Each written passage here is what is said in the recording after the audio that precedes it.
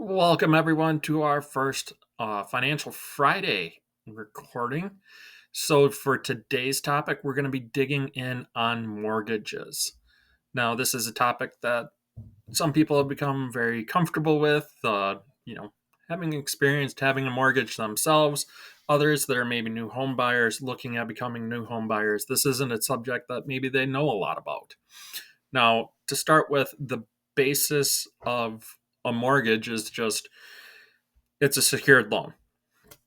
That's all the more it really is. It's a specific type of secured loan, in which case, as we're talking about a mortgage is a piece of paper that gets filed with the county typically for whatever the county of residence is for where the home's located. And that just provides a claim for the bank or other lender to be able to use for legal proceedings in the case that a home mortgage isn't paid on time, whether that be keeping up on payments or possibly keeping other parts of the loan agreement in place. It varies, but if you're, keeping up on your escrow payments, if those are there, so that way your insurance and your uh,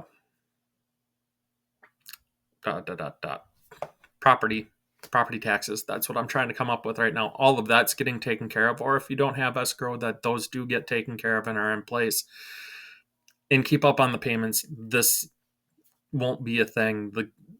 The bank or lender isn't just going to foreclose on your home because they're bored. One, they can't legally do that, and secondly, even if they could legally do that, it's never a good call on their part. They don't get to keep the money from selling the home for more than what you owe on it and things like that. So that is not things that are going to happen. So we have two different types of mortgages to really look at. The first is going to be a fixed rate. The second is going to be an adjustable rate mortgage. This is also called an ARM. So ARM. So the fixed rate mortgages are typically going to be mortgages that are underwritten, everything like that. You'll go through your normal local bank or whoever you're banking with, and that will be done. And at the end of the loan, they usually sell those off, though they will continue to do what is called service the loans. So while they're servicing the loan, that just means that they're the one responsible for taking care of any escrow account that is in place, and ensuring that the payments are being made, things like that. The two most common lengths of term for those are going to be a 15 or a 30-year fixed mortgage. All the more you're doing during that time, you're just paying more or less a set payment. If you have an escrow account connected as part of the loan, which many banks and Fannie Mae, Freddie Mac, places like that, where they're the purchasers of the loans, at least these longer term loans, they're going to require it. If you have that in place as your insurance and your property taxes, things like that go up, your mortgage amount kind of goes up, but that's just because of the actual escrow side of the payment going up. It's not necessarily because you're having to pay more on the mortgage itself. That mortgage payment will stay flat for either 15 years, 30 years, things like that. Question is, which one's best? Well, it depends on what you're trying to accomplish. The nice thing about a 15-year mortgage is it always pays off within 15 years. You can always pay it off early, so you can take a 15-year mortgage, and if you make enough money, you can pay it off in 5 years. Wonderful. All said, all done. A 30-year mortgage, same thing. I could pay that off in 5 years if I was making enough money. So those options are there. You have to kind of look at your budget. How much can I set aside to be able to reasonably make a mortgage payment and not end up with too much? Usually it's a recommendation of about 30 to 35% of your take home pay is what you want to be able to pay at a mortgage. somewhere in that range. Getting higher than that, it can become a little bit harder to be able to afford everything else that we have to in life. So that's the reason that 30 to 35% is there.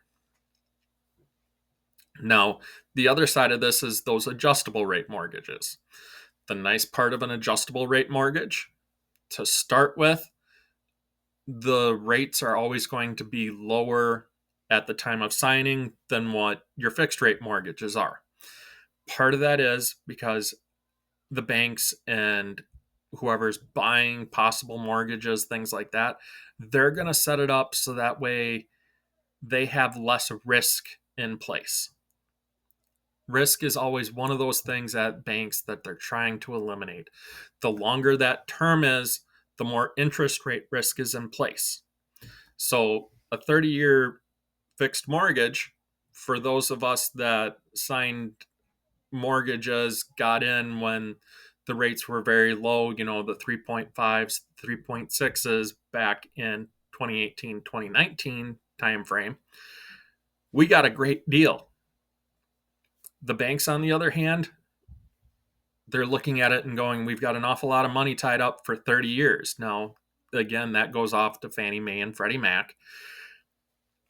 They have money set aside possibly for 30 years on some of these mortgages. They're slowly getting the money paid in. It kind of stinks for them that way. So there's that interest rate risk. There's also the risk of, by extending terms, that's the reason a 15-year fixed will have a slightly lower rate than a 30-year fixed, is because the shorter the term, the less time frame there is for default. Also, the quicker that you're going to start paying towards that principal balance. You're always paying towards the principal balance. It just, at the very beginning, it's usually very little compared to the end. So it just pays off faster, less risk there for them. That's why with your adjustable rate mortgages, your ARMs, that is going to have a lower interest rate usually than your fixed rates are. It's because you start to eliminate some of that interest rate risk. So you have several different types of ARMs out there. You're going to see them listed usually with two numbers with a slash in between. So you may see like a 3/1, 5/6, things like that. Each number does mean something. The first number in that series, so the number before the slash, is going to tell you how long your initial rate is going to stay locked in. So on a 3/1 ARM, that means that you have a 3-year time period in which your initial rate is going to stay. You can guarantee for the first 3 years that your payment, other than like an escrow change, isn't going to change. So that takes care of that. The second number of it, so the /1/6, that starts to explain how often your bank is going to start adjusting that mortgage rate, your interest rate on the mortgage, after you've went through your initial term.